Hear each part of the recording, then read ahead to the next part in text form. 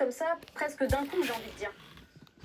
Alors ça s'est fait progressivement, ça fait déjà quelques jours, voire quelques semaines que les températures sont très élevées sur le bassin méditerranéen. Et puis on l'attendait, hein, cette masse d'air chaud qui était sur l'Espagne et qui est remontée sur l'Espagne et le Portugal où on a dépassé les 40, voire les 45 degrés. On attendait cet air chaud qui arrive sur le sud-ouest où on va grimper entre 30 et 35 degrés. Donc voilà, la situation n'est pas vraiment inquiétante pour les météorologues qui l'avaient bien envisagé. Les modèles météo l'avaient bien vu, cette évolution, et ça ne va pas concerner que le sud de la France, ça va remonter sur le nord, puisque cette masse d'air chaud va grimper jusqu'au Hauts-de-France, où on devrait, d'ici la fin de la semaine aussi, dépasser les 30 degrés, et on vérifie ce qui s'est passé aussi. Il y a eu des incendies en Gironde, il y aura des incendies qui se sont déclenchés très localement en Charente. On va surveiller cette évolution, et que bon nombre de départements de notre territoire seront concernés par cette surveillance sur les incendies de forêt.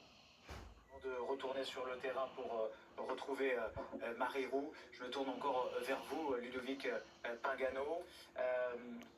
La difficulté là, majeure, vous l'avez dit, ce sont des pompiers qui se reposent. À partir de quelle heure les moyens aériens vont pouvoir revenir? Parce que là, on le rappelle, hein, c'est plus possible.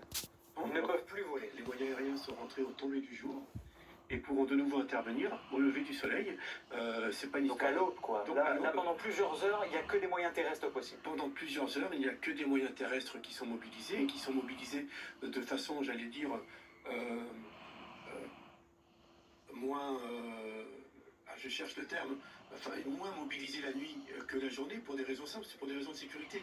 Les déplacements sont beaucoup plus compliqués, sont beaucoup plus dangereux surtout. Il y a les fumées, il y a la nuit, et puis il y a moins de personnel, et puis il faut espérer que cette nuit, le vent, à un moment donné, tombe un petit peu. On ne peut pas mobiliser tous ces moyens en même temps. Voilà, il faut que les gens puissent se reposer. C'est dangereux que de travailler trop longtemps sur cette nuit d'intervention. Mais quand on voit les images là, en direct à Fabraisant, c'est absolument hallucinant, là, ce qu'on est en train de voir en direct sur l'antenne de BFM TV. On a du mal à s'imaginer comment va se passer la nuit, quoi. Ah mais là, quand vous voyez ces images avec ces flammes, ces flammes en propagation libre, il faut être conscient qu'il est absolument impossible d'engager des moyens en face de ce front de flammes. C'est beaucoup trop dangereux. C'est-à-dire quoi? Il faut le laisser avancer. L'idéal est de pouvoir anticiper cette propagation du feu et de positionner des moyens sur les flancs, sur le côté du feu, de façon à pouvoir progressivement réduire la longueur du front de flamme. On est vraiment sur la technique qui serait la plus appropriée et la